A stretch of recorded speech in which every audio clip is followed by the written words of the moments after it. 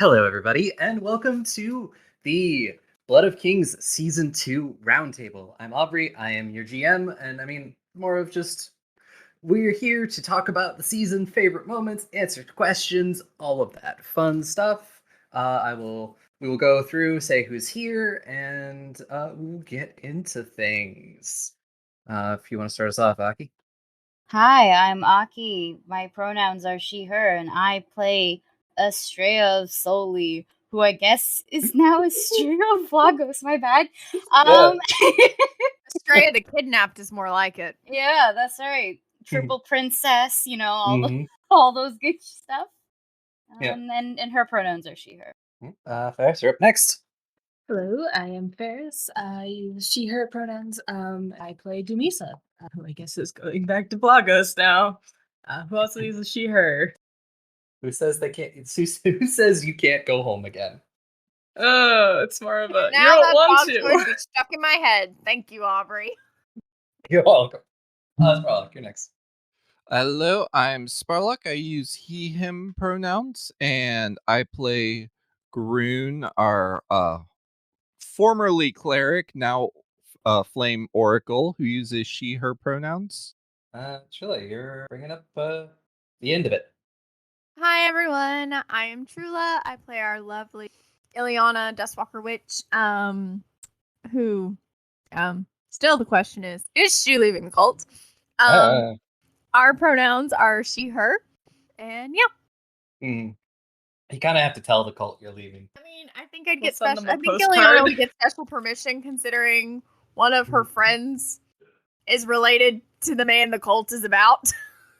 God, how you even gonna prove that? It's not like I can flash a birth certificate. You know what I mean? That does.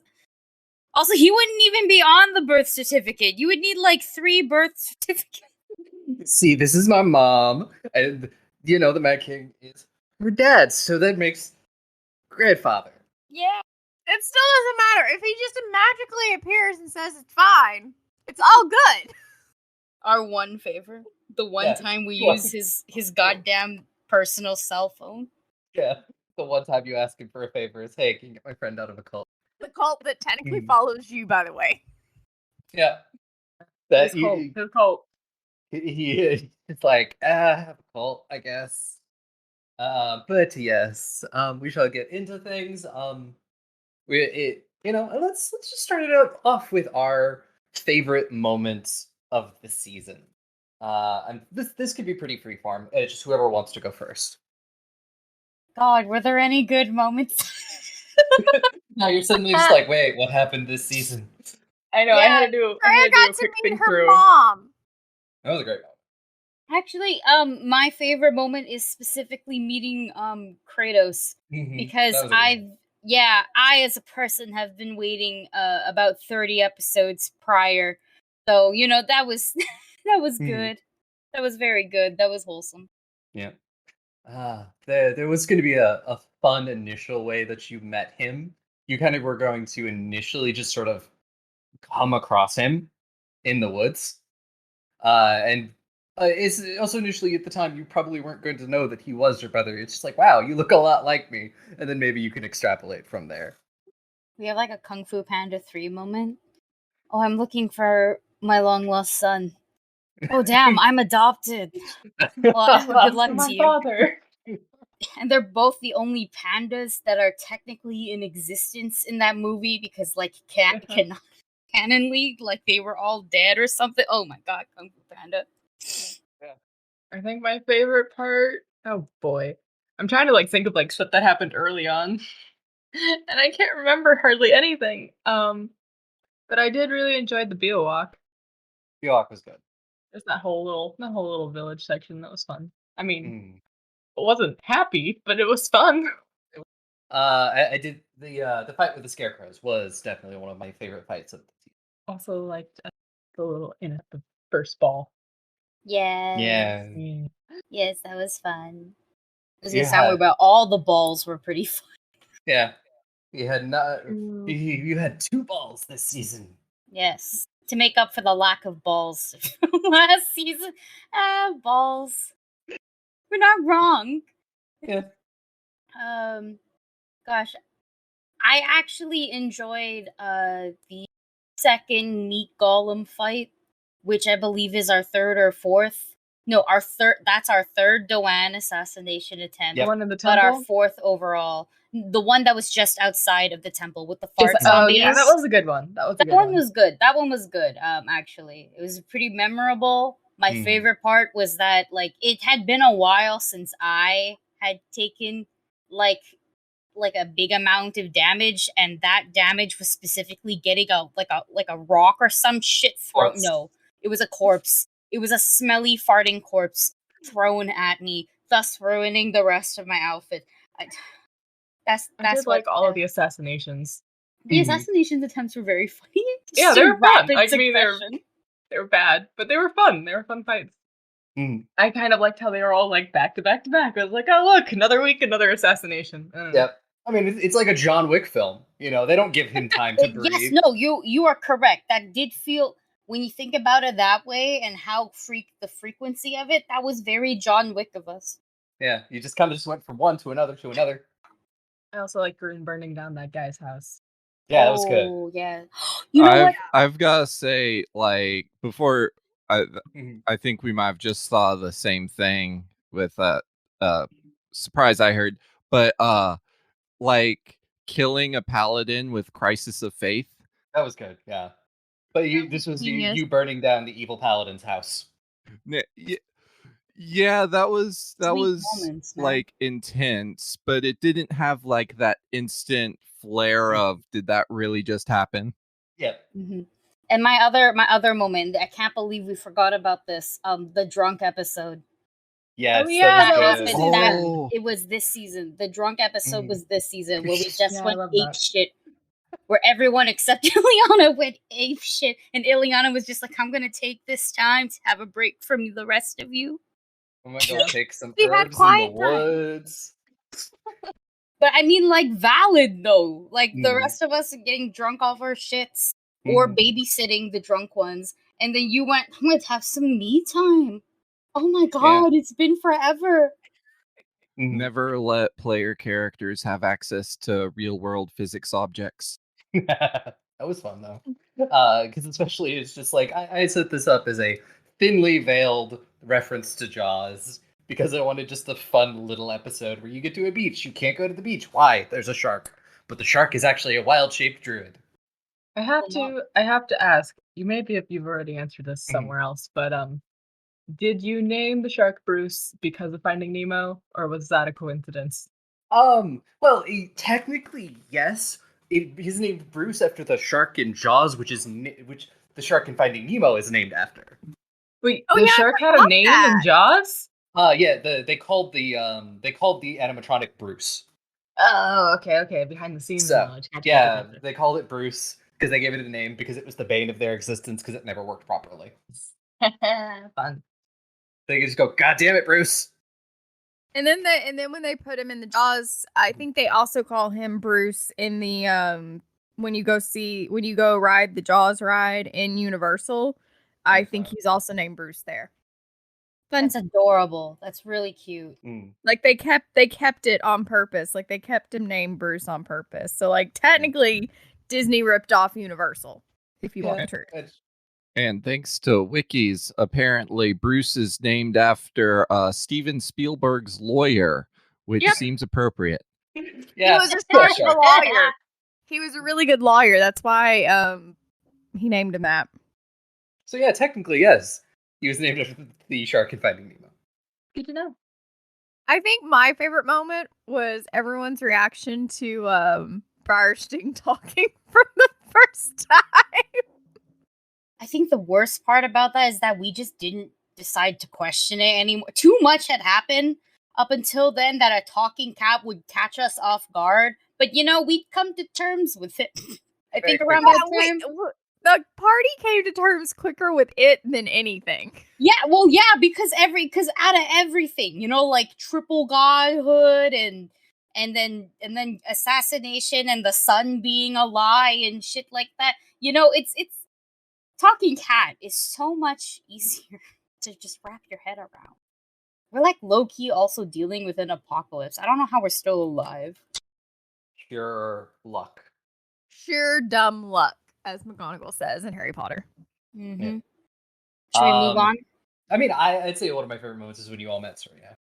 Oh, Straight up fuck. over there giving her goo goo eyes. Hitting her was for me. I know. Straight hit her physically. Demisa hit her with responsibilities. Yeah. They switched for a moment there. Yeah, but she's adorable though. Like I do like Serena. But oh god, the backhand was well deserved. Yeah. I give her another one, honestly. Just out of sheer, you deserve it, and it feels good. Yeah, but yeah, we can move on now to the most unexpected moment of the season. Where to start? We have so many to choose from. We have to start our way backwards with that cliffhanger. Yeah. That's unexpected for y'all. But for me, I think the moment that caught me off guard, like absolutely the most, was Groon, like telling on us that nobody was there to stop her. I didn't even expect it to happen, to be 100% honest. Like it's not like an out of character thing or anything like that. It's 100% within Groon's like personality. But I just didn't ever consider it. And when it happened, I have like plushies like right beside me. So like I grabbed I grabbed my Bulbasaur or something like that. Like I had to spend time fixing his. But yeah, the Groon telling that was like a pearl clutch moment, you know. That's something that would send your grandmother to the hospital. Also, Demisa just going you up to Talon. What the fuck was that? Yeah. Wrong, because he already knew where we were. He had already met us. He knew what we were doing. He even knew when we were coming back. Yeah, but you know what he didn't like plan to do? Probably provoke us immediately. Yeah. He was just gonna be like, okay, they're there. They probably can't do much. But you had to provoke them. I said the bear. 3 words to him. That's his problem. If he's provoked by 3 words that weren't even very intense ones, that's on him. He is Estrella's dad. If anything, you know that thinking runs in the family. You know they are prepared. They are prepared. Contingency plans. That was a moment that changed quite a bit for the scene. Because Talon was definitely not going to be a major antagonist, at least until like really wouldn't have revealed himself to be as. He really wasn't even going to be that major of an antagonist. Well, now we all hate him. Yeah, but yeah. Though go off of that, I will say unexpected moment was straight up in that episode 1, episode 2, and finding out what Talon had done to Demisa. So you know, yeah, that's true. That started this whole thing. I think all the lore dumping that kind of happened at once was like I was expecting a little bit. I was not expecting the whole fucking dark load, you know, like of laundry. Like I was expecting something Ileana being outed. Yeah, no. In rapid succession, so much happened. We got like Estrella's entire fucking lineage, and then we had Ileana's entire fucking backstory, basically. And then afterwards, we had a little bit more with like Dewan and stuff, and then we were just supposed to live with that and walk around. Yeah. All calm. Somehow we somehow out of all of that, Demisa became the most sane, and you know that's a problem. Yeah. Already so far. She was already living down there, so when you all fell down to her level, she's like, "Oh hey, I've already got some chairs and popcorn. You all need anything? Snacks, drinks? I got you. It's fine. I've lived down here for a while." Yeah, and like 2 days prior, you found out you had your head probed and memories rearranged. So that's what I mean. Like you just somehow she got it out of her systems. Yeah. She sent one message. She's like, "Okay, now I'm good. Moving on." And she already hated the gods, so like that was more like just vindication, really. It was like, oh no, how terrible for everyone else. Like, but you know, also the whole magic is going away if we don't do something. I keep forgetting about that, to be completely honest. Yeah, no, same. The magic going away, the magic apocalypse is on like the fucking back burner for me because there's just a lot more pressing things going on, like the total decimation of like 2 kingdoms. Yeah. Yep. Yeah. And Torfine. Yep. It's Zombies. like knowing... Yeah, there's just so much more. The tree magic shit is. We have like 10 years left to do. It's like knowing it's climate not... change is inevitable, but like everything's on fire or underwater, so you kind of got to deal with that first. Exactly. We'll get to it when we get to it. She can stay slowly dying. I don't know. Bro, can we just deal with our fucking dragons? Yeah, the doppelganger thing was a big thing to me. I think that one was unexpected. That's all I have to say about that one. Because I did actually roll secret perception checks for you during that whole thing, and just my dice hated you. Like, you were always rolling under 10. And it was just literally, I'm just like, please say something so I could make you roll a check and maybe your dice will be better. I'm just saying, I actually really didn't even see that coming, period. So there you go. Anybody else have any most unexpected moments? Other than the given one? I mean, if you want to hear one, I can totally do it. But this is just unexpected for me, in which my thesaurus stroke got stolen twice, right out underneath me, and I was like, I don't even know what I'm supposed to do anymore. Yeah, the joke we came up with for you to say. For weeks, and then Meryl did it twice. Yep. Kind of like lower on the tier, but I did not expect the creepy stalker paladin. Yeah. Oh, Alexa. yeah. A little bit, yeah. Now that I think about it, it's more like, the best way to put it is that it's like an unexpected. It's more like, well, I hope it's not this. Oh, it is? Okay. Yeah. Ew. Like one of those vibes. I mean, you just took out Gaston. That's good. Yeah. I was very expecting thoroughly. Well, I was expecting less like he was worse than Gaston. Gaston was what I was expecting. But Gaston isn't like evil. Yeah, Gaston's an asshole. Yeah. You're correct, and actually. has a legitimate thing about, this princess was kidnapped by a monster. We should go kill the monster. Yeah, he's just an idiot. Yeah, he's gross in the asshole man way, but he wasn't gross in the now I'll kidnap you way. This guy was like, so you won't marry me? Well, you won't have much of a choice really soon. Shit, man. Granted, Gaston did also lock up Belle. Like, all of the men in her life were kind of locking her up. So, like, I'm saying, not saying he's necessarily on peer with Alexei, but, like, he also did do some of Alexei's crimes. No, valid, but it's like Alexei just did it, like, unprovoked is the best way to put it. Gaston if you really want to fight Gaston's, like, point of view, this is a girl who is heavily into her captor, has been captured. Stockholm syndrome. And it has, the best way to put it, not the most stable father either. Yeah. So it's like, you gotta at least make sure they're safe while everybody in town goes to kill a demon.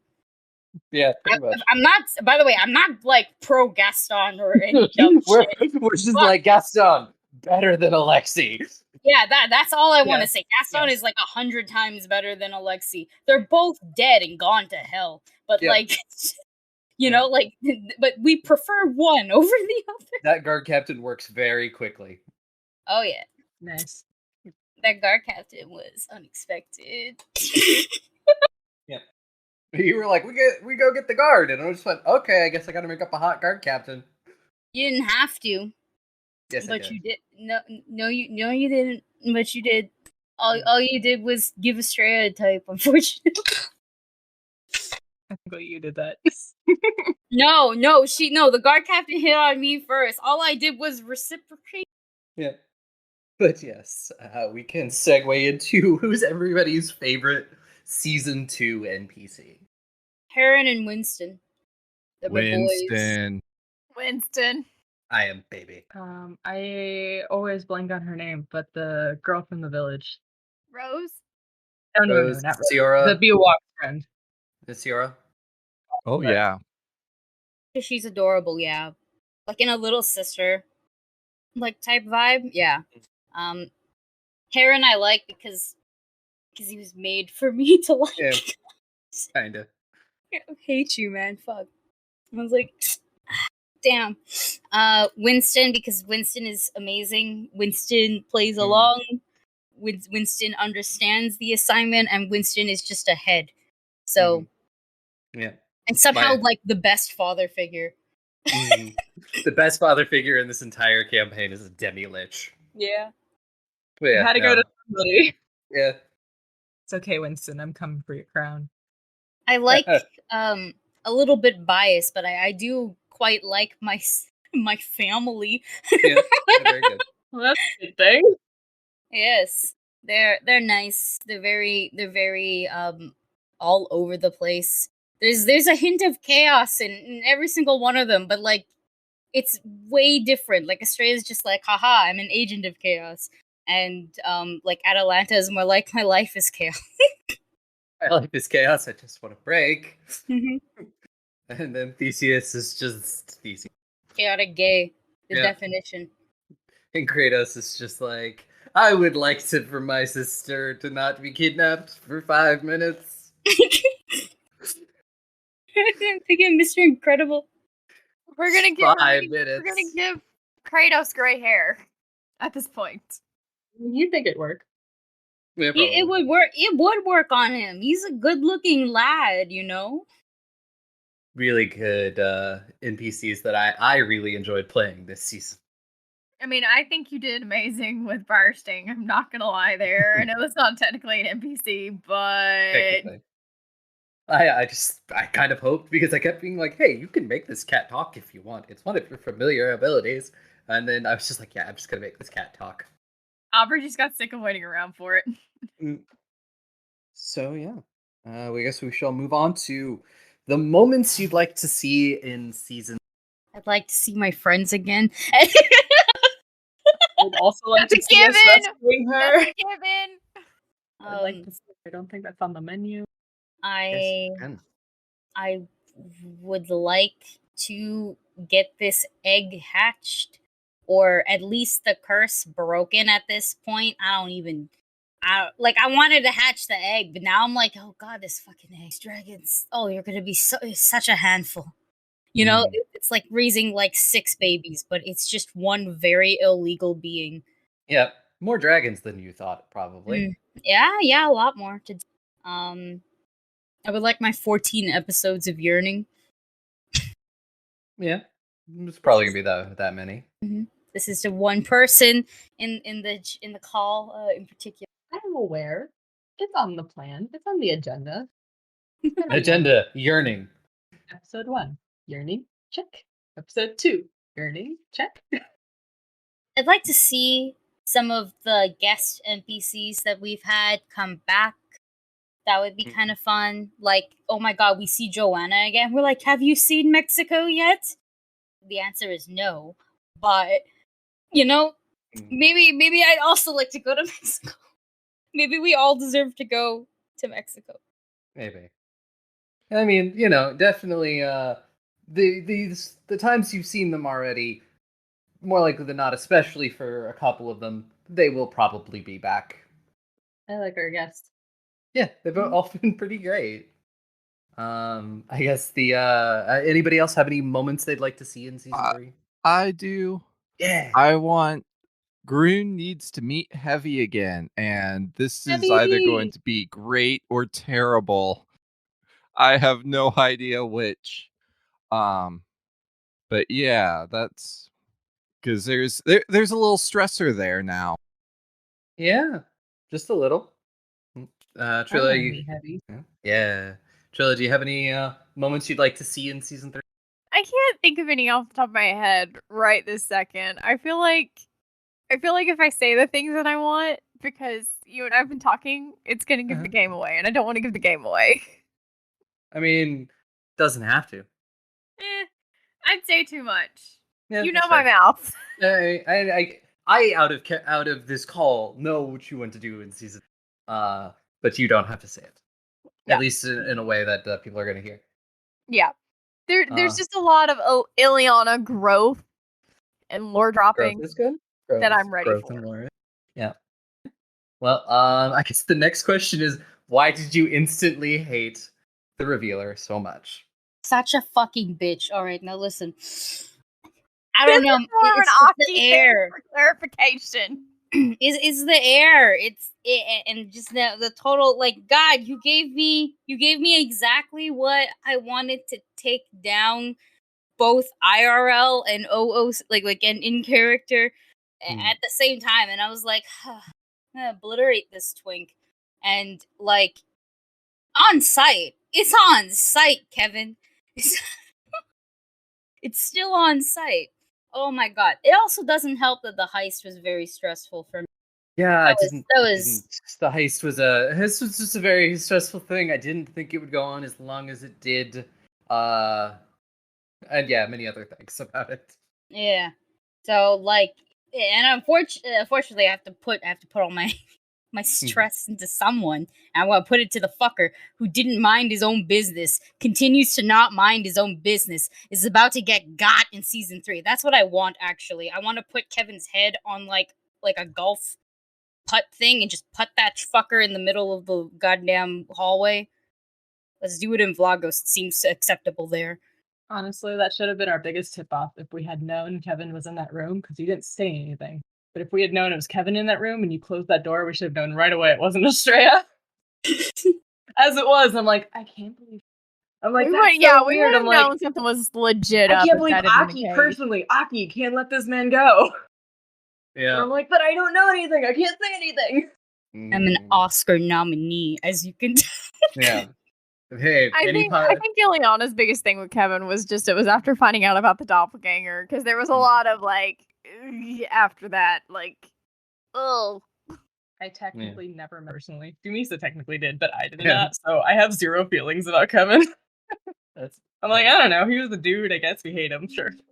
The party hates him. I can hate him. I have no problem with that. He was definitely designed to be incredibly hateable.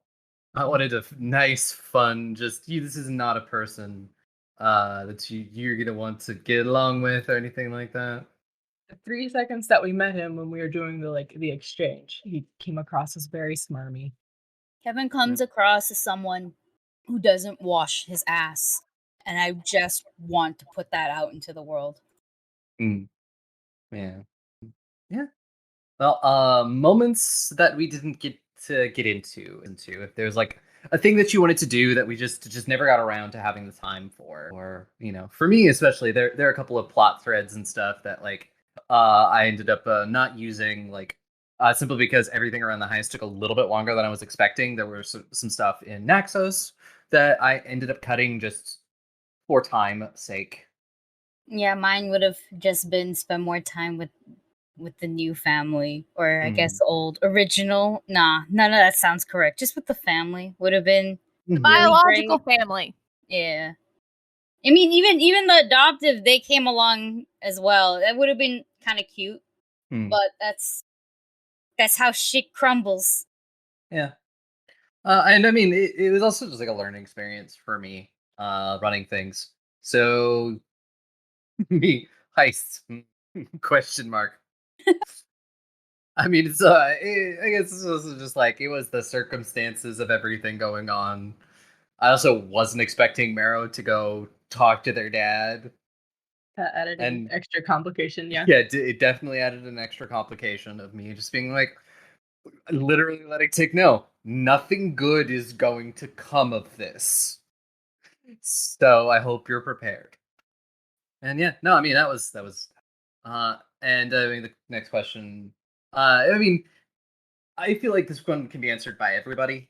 But like, what was your favorite like reveal of the season? Like my favorite is always like getting into the gods and all of that stuff, because that is such a I absolutely love the whole everything with the gods. Like they're horrible, horrible people who've managed to trick everybody into thinking that they aren't. That was a great one, but I will actually have to say the one thing that was like shocking of Ileana's like lore just getting dumped of her being a Dustwalker. And it was also kind of like the most satisfactory bit too, because yeah. Stress off the shoulders. I think my favorite reveals were both Demisa finding out that, oh, your trauma's worse than you thought, and also finding out just like how nasty Doan is. Like, Sex Romero, I'm so sorry, but also, woof, that's good stuff there. Yeah, the Doan stuff is so goddamn slimy. That's another man who doesn't wash his ass. Doan. I like this reveal because I got to be a part of it. The ending. Yeah. Too. That one was fun. I will say I did not like playing Estrella like that, but I was doing some weird like method acting there. Jesus. It was yeah, it was weird. It was I had to play Estrella, but how Talon thinks she acts because they have had half a conversation. Yeah. And Talon thinks you're very smart and very capable, and thinks your friends will be your downfall. Also thinks you're a lot like him. Well, on a scary note, low key, yeah. I mean, they do got a couple similarities besides like the face. Mm. She do look more like Talon than Kyria. Mm. Yeah, and I mean, it's definitely like Estrella could be pretty ruthless. I'm about to. Yeah. Season 3, man. Villains budget. Let's go. That art's so good. I have not started on Groons, is what I just realized. I have everybody else is at a really comfortable place, including Ileana's, but there's no Briar String. I just realized I haven't touched Groons yet. Okay, I gotta do that tonight. But continue. Sorry. Hey, good. Anybody else have any other reveals about for the season that they really enjoyed? Pretty much all of them. Yeah. This one's not really a reveal per se. I just more so like what was it when Grun basically started putting shit together and went no more nice goblin. I'm still a nice goblin, but no more. Fuck you, you're a very bad man. Just all of that. Like, it's adorable, but it was all. I'm glad that went over well with you, because out of character, that was a very stressful moment, because it's like I'd kind of talked to Bree about what I was gonna do, and I mean, I was more than happy to let you lead that because it is your character and your character's big moment for the season, and I was very happy with how. Yeah, but out of character, I was terrified. I'm a big fan of the trope where the character has had too much and then they snap, and it's like, and then they do something really big. So for me, that was Grunes had several of those. Okay, there's the killing the man with like sheer force of you did a bad thing, and then setting people's houses on fire, and then setting your own shit on fire. That's all good stuff. Actually, that's like that's cool imagery if you want to think of it that way. And two, it was just nice. It was like cathartic. I was low key living through Grun vicariously during those moments. It was nice. It was well executed, in my opinion. Yeah, I think Green and Marrow had like the best character arcs this season. They were like parallel but opposite. No. You're correct. Actually, they are quite parallel, because if you're thinking about it, it's just two religious crises. Crises, and they're both on the opposite scales of it. Grun worships the sealed, that's the sun, and Marrow's dad is Doan, which is like super death. So it's just, that's poetic. And then somehow you adopted Marrow's color palette. You took the red right out of them because they don't got red anymore. Yeah, or at least not an abundance of red anymore. But I'm here for it. I'm down for it. I like it a lot. Yeah. Let's see. I guess the next question is for you, Sparlock. Who is Groon emotionally? I am glad that Groon is not like completely human because shorter like I imagine myself personally would be going through like a terrible like depression at this point. But I think Groon is I don't know whether I want to use the word like strong because it's not necessarily a strength, but she's further along in her grief than I would be personally and has achieved the angry I'm going to figure out how to fucking kill this sociopath stage. If you wanna think about it, Groon does technically travel with her besties 24/7. She's never really alone per se, which is helpful in times of grief. That's true. That's very true. Like having people there is a huge thing, as we've definitely discovered like as a world in the last year. Oh yeah. Um Groon's also having similar, like once again, the similar crises. So you're also not alone in realizing the gods are complete disappointments and have been for a long time. Yeah. I think the big thing is that she's coming out of this with if anything, a stronger sense of purpose than she had starting out. Like galvanized. I think that's a good word. Yes. Galvanized is a very good word. You know. So next up we have in a G&G modern AU. What would your character's jobs be? Aki and I have discussed this at length. I know you have. To me, so it would be from an ex-biker gang who is now either a roadie or a mechanic. Depending on which modern AU we're going with, this is either a very good student who's super popular, probably a sorority sister if we're thinking about it, that kind of vibe, or she's traveling the world, or at least cross country on her band, and maybe Jimmy's is groupie. You need a buff roadie. Yeah. I think Marrow would just be a librarian. A librarian who does like rock climbing on the weekends, something like that. Or I guess in Marrow's case, I don't know, judo. Yeah, kickboxing maybe. Yeah. Or they do like one of those mobile libraries, like you put a bunch of books in a van and you drive to like impoverished neighborhood and get to libraries. Mm-hmm. Probably, honestly, something like that. I could see them doing that. Okay, listen, my modern AU for like Ileana and Eric is quite literally just the florist X tattoo artist AUs. Yes. It's that. Yeah. It should be self-explanatory which one is which. Eric is obviously the florist. Of course. Yeah. So there's a little bit of a question of, is it like, do you take your character from the beginning of their life and their general motivations, or do you take them from where they've ended up and kind of transplant them? Because it could with your heart. It would go Side with your either heart.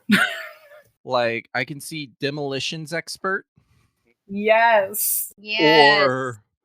or like the sweetest nurse. Or be like one of those people who make like art with metal and a blowtorch. Oh yeah, that'd be cute too. Look me in the eye and tell me that Groon would not be into glass blowing.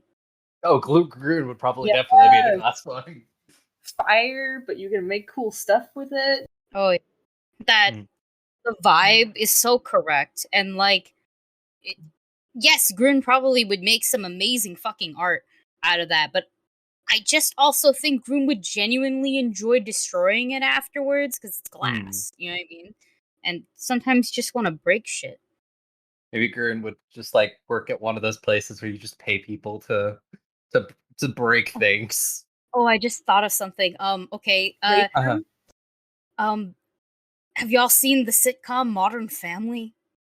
I'm familiar with it. It's just fucking Estrella, and if you include her entire family, just all of them, and then Dubisa gets added in through dating marriage. Oh, what a disappointing series. Well, I mean, it's not that disappointing. It's kind of funny. But, like, yeah, no, that's exactly what it would have been. It would have been a Modern Family sitcom. Because, I mean, that's exactly what it is. Oh my god. And Strilla is still away from her computer. So we will move on. We might come back and ask when Strilla gets back. So yeah, I guess the next question is favorite donut in character. Like that's even a question. Under the bed donut, obviously. Oh, Grun. I hope that's like the kitchen sink cookie and not literally a donut you found under the bed, but I think it's probably a donut. It's more of a storage space. You know, you don't finish the donut. It's kind of like if people who eat cold pizza, which is absolutely me, right? You don't finish the donut and you stick it under the bed, and it's even better the next morning or a couple months later. No! The marination, huh? The extra flavors of dust and bunnies. I think Estrella's favorite donuts would be, well, firstly, she doesn't eat much sweets. So I think generally speaking, she would prefer something that's like lighter. So not like chocolate filled with chocolate, glazed with chocolate spring, like nothing like that. That's way too much. But she'd like something simple, like just your standard glaze or your standard jelly filled or your standard powdered donut. Very simple. I think I've actually put this in canon, but to be Yeah, a fucking bet. I think the jelly donuts are like really sweet. Like if you're avoiding the sweet, it'd probably be more of a glazed, wouldn't it? It highly depends how and what they make the donut out of, because this is something Estrella and I both share. We both don't like sweet things. So I only eat 2 donuts ever. And that's if it's jelly filled with some sort of jam. And it's usually got to be like a strawberry or like a blueberry. Some or more tart. Yeah. Or I eat they are chocolate donuts and they're glazed, but they're just they're just glazed with very little sugar. So I get a chocolatey flavor. I don't even like it if I'm being 100% honest. I eat it when I feel like is this my blood sugar tanking?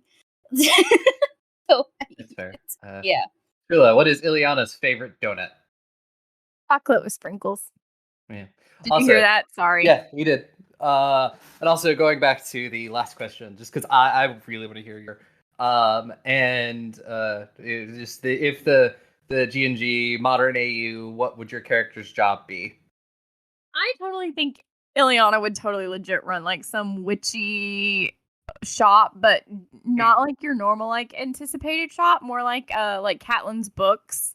If you haven't seen it, it's really fucking cool online. They have like the old apothecary style shelving in their store.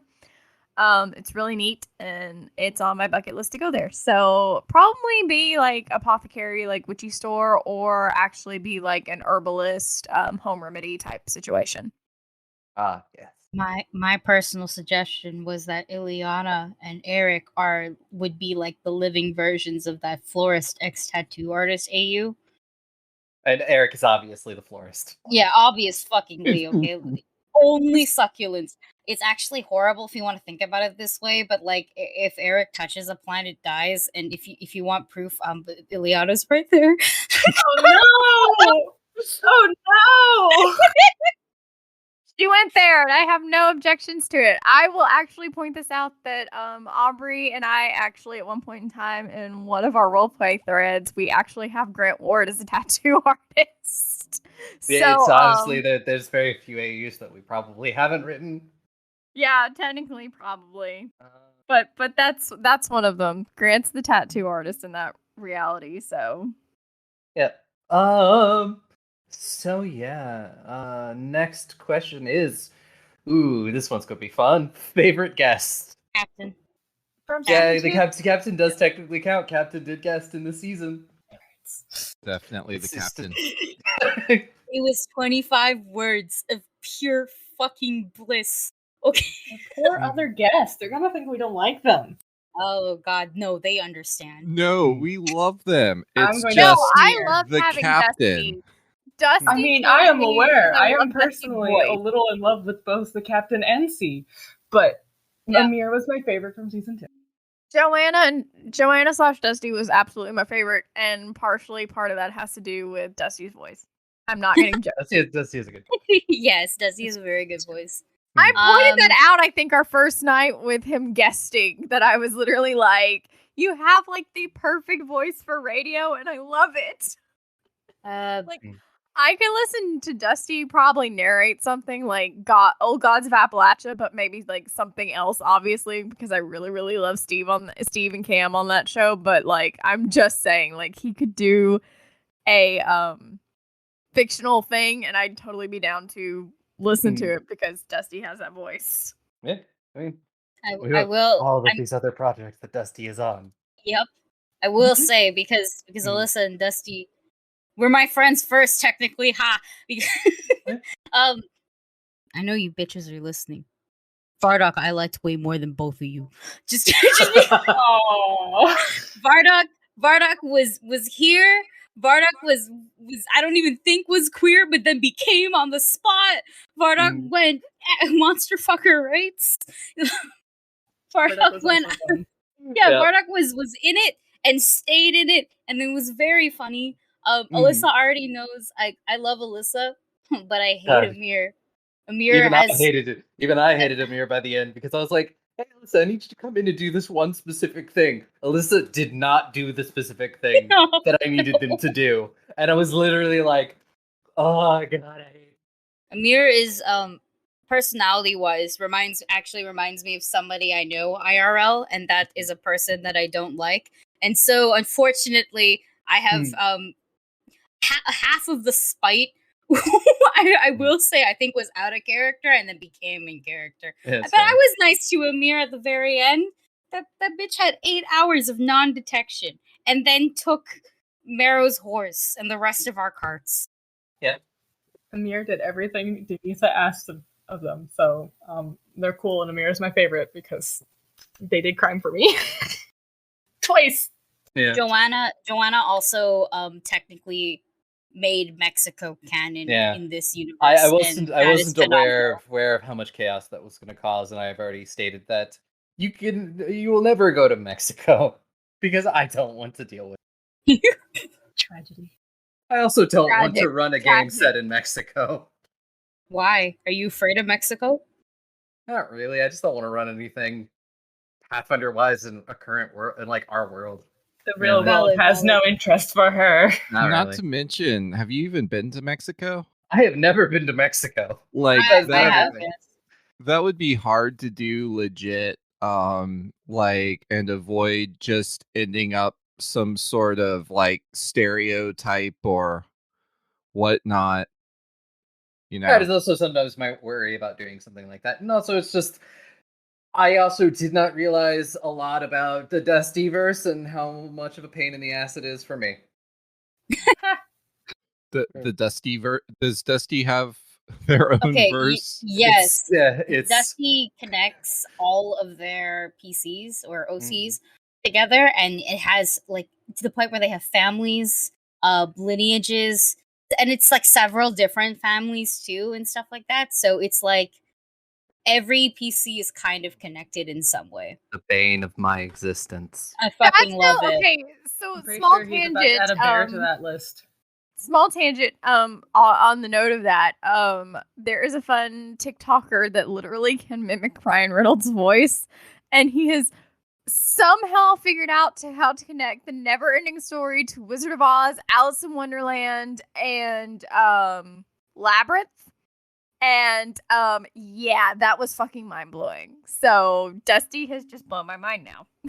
I mean, I always will do the show, but it's just there's like I'm prepared for next. And luckily, like on Animon technically is still part of the Dustyverse. It is. Yeah, I was gonna say you're not that prepared then. No, I mean, and honestly, it works a lot better because that is set in our current times and world for the most part. It is actually technically set in the future right now. Ew. Animon. Happening Spoilers. So not the Animon Roundtable. Next, everyone's favorite colors. Yeah, everyone's favorite colors. Like So I do. Yeah, I don't know if this is in character or out of character. I don't know. I've kind of been hinting at it for the past 2 seasons for Estrella. Mhm. Yeah. Could it be Her pink? favorite.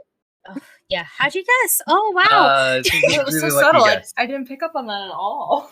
Not at all, right? No. And her second favorite colors would be like a purple and blue, but that's also pretty subtle. In a way, it's just she's just a bisexual flag. Yeah. That's it. Green is definitely red. I'm definitely green, depending on, which way they were asking. Oh, if it's for me as a person, I don't care. I love colors, and I simply don't care. No color deserves to be my favorite, and they know that. Any color in the right context. I think I don't know. We'll go with blue, I guess. There's a lot of blue. She wears blue, so we'll make it blue. Yeah. I was gonna say, is it not blue? Have you been lying to me? I don't know if it's necessarily her favorite color. I just think it's the color that looks good on her and is thematic. But now it's her favorite. Well, I guess my favorites move between like purples, reds, things like that. I know Tick's favorites are purple. Yeah, and purple's good. Marrow's favorite is orange. That is true. How ironic. Tick and orange colored stuff. That's there's number lots of 3, oranges. right? Have you seen the art yet? I'll show you after. Yeah. Ileana, what is favorite colors, I guess? I think everyone knows what my favorite color in real life is. If you follow me on Instagram, there is a lot of red in my wardrobe, and it's not just one shade of red. It is like the whole encompassing of the red system. Like the winey reds, the burgundy reds, everything. Give me all the red. I would say Ileana's favorite color, shockingly, is not green. It is, I think we've actually had this question before and I described it. I think it's more of like the best way to describe it is more like a dusty rose type color. It's just a very subtle shade type situation. Cool. What genre of music would each character listen to? Grun is probably obviously like death metal, right? We're all agreed on this. No, close. Nintendo metal. Good old Dragon Force through the fire and flames. Oh, that's true. Yes. It's gotta have like that upbeat, like fiddliness. Sure. And be about fire. I actually thought of the Nintendo metal before I realized that the one song that everybody knows from the one band is Through the Fire and Flames. Yeah. A good song. This genre of music would probably be like probably actually like folk and like bluegrass, like blues and bluegrass. Delta blues. I was gonna say she likes that like soft angst. I was gonna say folk makes sense for Dumisa. Yeah. She seems like the that and like just straight up fucking lullabies. I could also see Dumisa listening to a lot of Johnny Cash. Johnny Cash on her playlist. Yeah. I'm just gonna ask if one specific song is on there because I feel like at some point in time Dumisa would just put "Hurt" Yeah, it was one of the first songs that was on the playlist. Good. I'm pretty sure it was almost the first song. Almost. I have an unbridled passion for that song in like the worst way possible. It's a good song. What is Estrella's genre of music? I think Estrella is just your general indie pop, which is like, it's pretty vague if you want to think about it, because technically Lil Nas's music counts as pop. Like some of his more recent tracks, I mean, they fit under, like, he's a pop star, he fits under this. But then it's also like all that alternative indie shit. So it would be there. The best way to put it is that that entire vagueness is definitely her range in music. There's definitely lots of upbeat, thoughty shit, like anything Doja Cat related. There's always one Doja song on Estrella's playlist. If I'm being 100% honest, it's just, that's a vibe. It's such a vibe. And then it'll range to like the sad, mellow shit, like Conan Gray stuff. So, so that's her range. Yeah. God. Just so I answer. For Serena, stuff like very indie, Bright Eyes, things like that for Serena. First Day of My Life definitely is a song that would definitely be a very Serena song. See, if your characters were body swapped, who would you want to play? I feel like we answered this question in the last round table, but let's answer it again. Yeah, this was asked prior. That was asked last round table. I read that one and then as one sentence, and I'm so glad to know they're separate. Play Monster. Like I don't want to. You know what? I'm gonna abstain from this question. But now, okay, I get it now. So character swap. I would like to play Groon, actually, just because, God, what a rush. I really, like, me as a person, I think I was really living vicariously through Groon for like a good portion of the season, and therefore, yes, I too want to be essentially a reformed cleric. And I'm not reformed because I saw, like, oh God, here's a new god, and I and the correct god. No. Reformed because out of sheer fucking spite and just being done with it. That's such a mood, and so I would really want to play Groon. Yeah, let's make it a swap, because if out of everyone, tempted to say Meryl, but probably Estrella, just because I enjoy playing bards in general. Not that I do it very often. I'm on my second bard, I think, in our other game. Yeah, the one that I run. Yeah, it's a little too like close to home, but it's fun to do. Yeah. Marrow, but with Aki's dice. Yeah. Not my dice. Definitely not Tick's dice. I want Aki's dice. Yeah, that's why you just gotta keep them very few. I don't have many dice. I just have 3 sets, and they match my flag, which is the bisexual flag, which is also Estrella's colors. Oops. So yeah, that's it. My Dumisa dice like me the most, though, which are blue. Fitting. The Dumisa dice have been yearning for a lot longer. Fuck. Okay, listen, okay. I've mentioned this really offhandedly before. Estrella dice, how they work is I roll high for like maybe 2, like twice in a row, maybe 3 times in a row. And then especially when I need it, I do not roll above a 10. I get very low numbers, and I every single time I had to be like, I'm reusing a hero point, say Estrella dice, because they want me dead, but in a dramatic fashion. The Dumisa dice, I never roll low with, ever.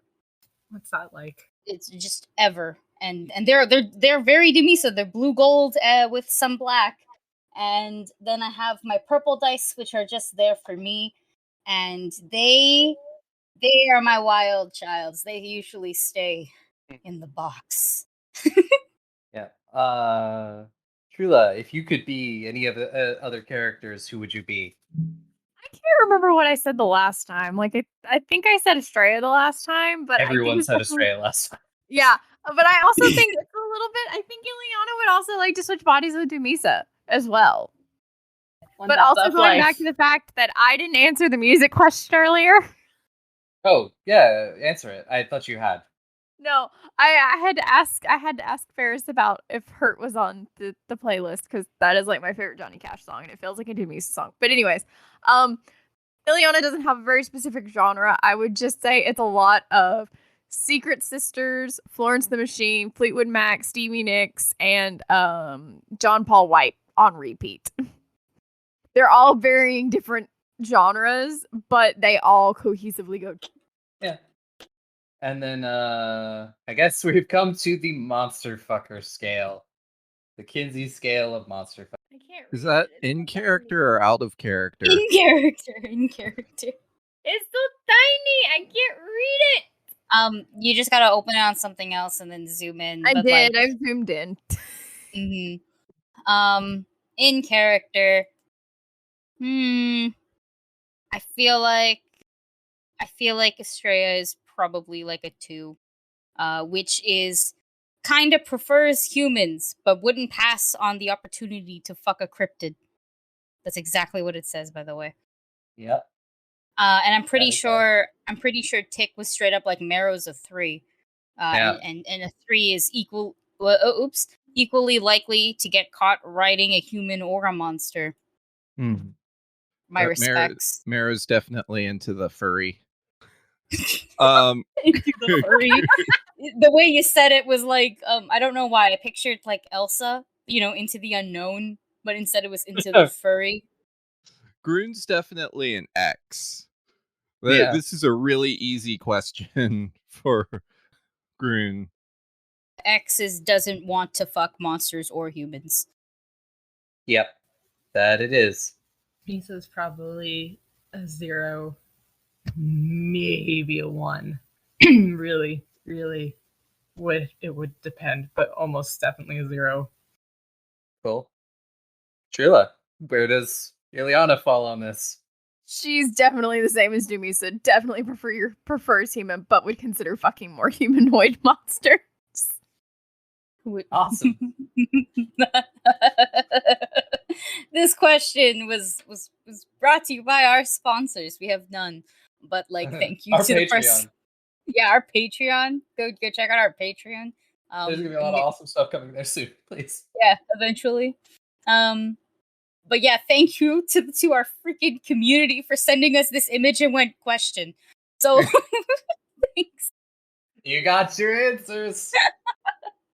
Hope they were worth it. And the next one is what pre-written campaign would you put the characters in? And I immediately was like, oh, Strike the Thousands, that would be cool. But that was the very obvious answer, so I didn't want to do that. So I actually went through and read up a bunch of the different campaigns that have come out for just Pathfinder in general. And I settled on War for the Crown. And the description for War of the Crown is as the political scene in the ancient kingdom of Taldor explodes into chaos, players take the roles of agents, advocates, and saboteurs working for Princess Etropia. Yeah. To help secure her claim to the throne and prevent the nation from collapsing into civil war. Along the way, the heroes must uncover the hidden secrets of Taldor's past, many deliberately hidden, and grow from relative nobodies to powerful politicians, spy masters, and in the deadliest political arena in the inner. I like that a lot, and Estrella would fit in very perfectly. Very well. Remember the Bard College? Yes, is that it? That's yes! part of this campaign. Yes, I would never leave school. Yeah. There's a Bard College in Taldor. Yeah, it has it's a college specifically to train bards. And when I found out, I was like, yep. Oh my god. I'm so happy. For a fun, unannounced project. Shh. No, shut up. We can't talk about it yet. No. But yeah, no. The only other one that I know the most about and think it would also work would be Fist of the Ruby Phoenix. Oh, definitely. Yeah, but we would just turn into anime tournament style, but we're a group. So and this would be where definitely our frontliners shine very, very much so. And then the rest of us will be like, okay, are they done? Cool. And then we drop like 6 trees on the enemy because like you start at like a really high level too. Sort of at level 10, I believe. Yeah. So it's like, you know, we get to feel cool and be cool. And that's the whole thing. It's a very anime arc, a tournament arc vibe. And I feel like we do pretty well in a tournament arc. Oh, yeah, definitely. There were a few other ones I was looking at, which was the other one has just become one of my favorites recently. Is Hell's Rebels, which is all about starting a revolution in Cheliax, which is a nation ruled by demons, essentially. I mean, if anybody else has anything they want to toss in here, or just like adventures you would put these characters in. I don't know about everyone, but I think Groon would like to be part of. I only know the 5e campaigns really, but Icewind Dale, Rime of the Frost Maiden, wide open spaces, like no demons or dragons that are resistant to fire, and no worries about starting forest fires because everything's covered in snow. It's like perfect. Very true. I don't know, like any pre-written adventures for anything because I've never played them. Descent into Avernus is the closest I've ever come to playing one. I think I've played like 3 sessions. No, you played more than 3 sessions. Oh, that's not true. I played Tomb of Annihilation also. Not all of it, but I played like the last half. Yeah. Well, I mean, you also my played very first experience. More than 3 sessions of Descent into Avernus. You came in relatively early on, and you guys got about halfway through. We moved on. I think we only played. Well, I was only in it for like 5 sessions. We didn't get very far before. 5 sessions. I mean, that was my introduction, and then we just stopped. Yeah. Well, we all got a little bit busy around that time, and then I was like, hey, let's try out Monster of the Week, because I wanted to break from running 5e, because I was starting to just dislike 5e a lot at that point. And then and then we went podcast. Yeah, Pathfinder. I think it would be fun to throw us into Tomb of Annihilation, like the party. Yeah, Tomb of Annihilation. I don't think we'd survive it, but I think it would be fun. There are a couple of Pathfinder ones that are very similar to Tomb of Annihilation, where it's just like you gotta uncover this ancient mystery. Like Mummy's Mask is very, but if Tomb of the Annihilation was set in like ancient Egypt, I do not want to know what Groon would do to Chult. It would be like an ecological disaster. Yeah, nope, that's but hey, you get to ride dinosaurs. But yes, honestly, I'm not sure about this next one. If you port the character to any other system, like what would they be? Playbook, mention things like Monster of the Week, things like that. Easy. Demisa would be the wronged in Monster of the Week.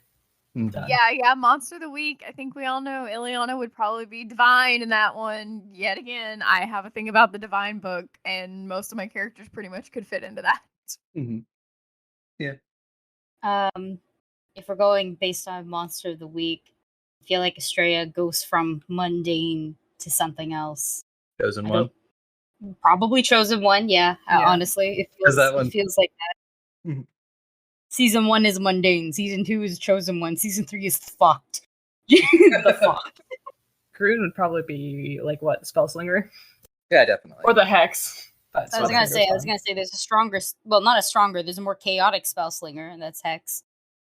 I only know I know D20 systems. That's kind of my that's valid whole thing. I just have emotional connections to them for reasons.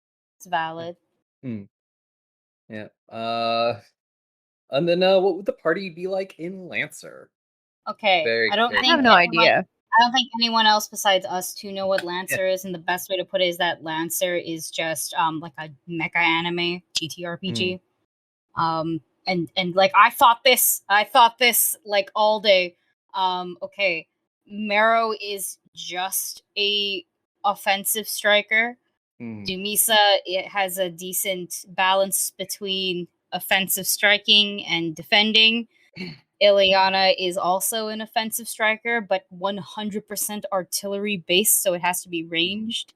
Grun is support main. Is there like has a gun? Is there like a mad scientist that like works on the machines and makes explosives while cackling? Technically, you give yourself. Yep. Technically, you play yourself, but your Lancer mech is different. And I'm just going based off of mechs alone. Because if it's character build wise, you're pretty customizable, honestly. So you can do a lot. But yeah, Groom would definitely be support based, but then has a gun. Groom would also have like them big ass cannons, like how Groom would just have fucking Vim's build. Groom is Vim. Yeah, honestly. And Estrella is support controller based, so with drones and stuff. And I feel like that's pretty accurate. Yeah, that's pretty accurate. I think we have come to the end of the questions for this roundtable. We have. Nice. Yeah, we had a pretty good time. It's been a whole 2 seasons. We're getting really close to our anniversary too, huh? Oh yeah, seriously, that is only a couple of weeks away. Oh shit. Yeah. Well, if you're dropping this on the 10th, right? This Friday. Yeah, I'm gonna drop this upcoming. Okay, well then, Friday. Like next week, basically, is our first anniversary, year anniversary for our podcast, which is really, really nice. I think we did pretty well, guys. Yeah. I mean, almost to 2,000 followers on Twitter. Getting close to 6,500 total plays. Have a Patreon and all this other stuff. Like, I am very, very proud of what we have. We did it all during COVID. Mm-hmm. That's a flex, in my opinion. That's a well-deserved flex. Yeah. No, this is I guess partially like, hey, we're almost at a year. Maybe we'll do something fun for the year, depending. Woo. But yeah, no. Yeah. So the first episode of To Hunt the Moon comes out this week, and we'll be going through pretty much the rest of the month. And we'll beginning of October is when Blood of Kings will come back, and we will actually start recording it pretty soon. So yeah, it's going to be a lot of fun. There's a lot of fun things planned. Lots of growth. Yeah. Lots of development. Lots of growth, lots of development, and also a lot of other really cool things. We're going to start finally having a little bit more content on our Patreon.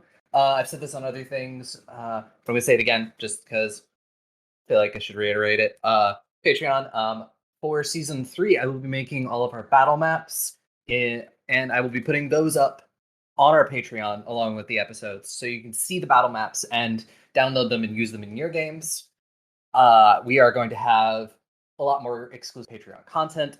Currently, we are in the middle of recording Nowhere, which is our Lancer mini campaign with most everyone from Bring Your Own Mech plus Tommy, which is a lot of fun. We had recorded the session 0 and the first episode, and I'm very excited to see where it goes. Other various awesome things that we were recording over the next few weeks, months. There will be more exclusive content up there now that we have sort of figured out what we're doing. And Animam will be back eventually.